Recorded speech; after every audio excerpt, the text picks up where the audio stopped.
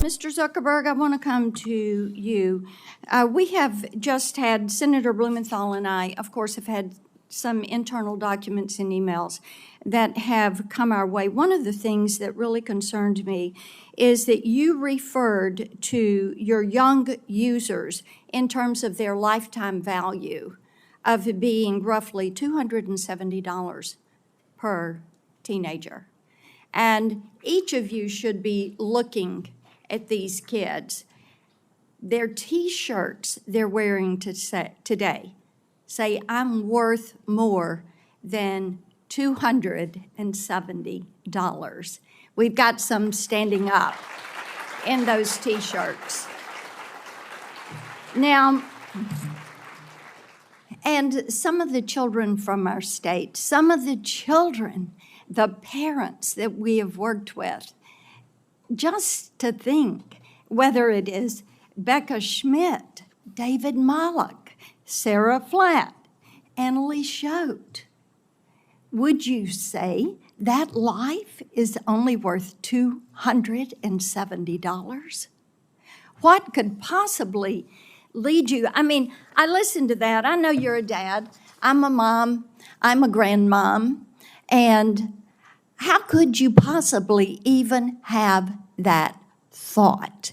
It is astounding to me. And I think this is one of the reasons that states, 42 states, are now suing you because of features that they consider to be addictive, that you are pushing forward. And in the emails that we've got from 2021 that go from August to November, there is the staff plan that is being discussed. And Antigone Davis, Nick Clegg, Sheryl Sandberg, Chris Cox, Alex Schultz, Adam Masseri are all on this chain of emails on the well-being plan. And then we get to one, Nick did email Mark for emphasis, to emphasize his support for the package, but it sounds like it lost out to various other pressures and priorities. See, this is what bothers us. Children are not your priority. Children are your product. Children you see as a way to make money.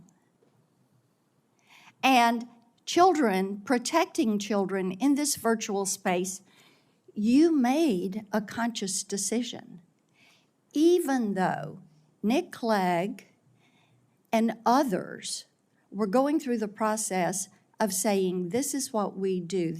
These documents are really illuminating.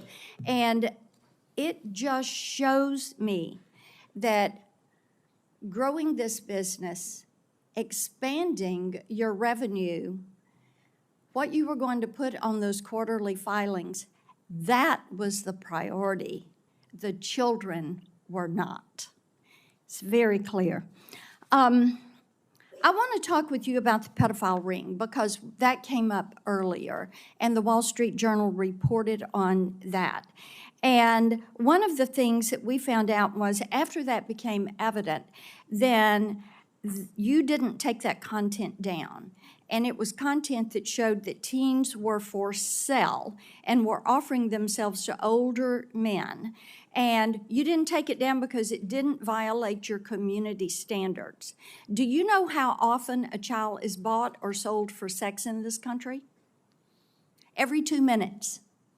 Every 2 minutes, a child is bought or sold for sex. That's not my stat. That is a TBI stat. Now, finally, this content was taken down after a congressional staffer went to Meta's global head of safety. So would you please explain to me and to all these parents why explicit predatory content does not violate your platform's terms of service or your community standards? Sure, Senator. Let me try to address all of the things that you just said.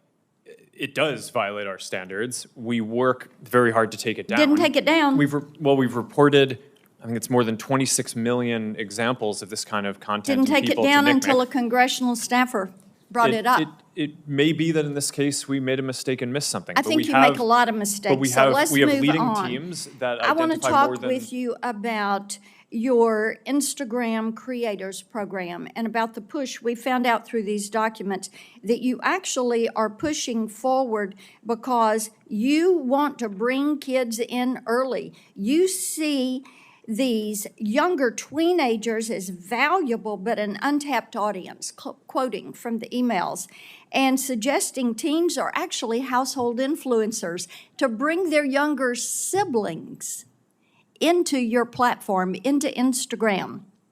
Now, how can you ensure that Instagram creators, your product, your program, does not facilitate illegal activities when you fail to remove content pertaining to the sale of minors?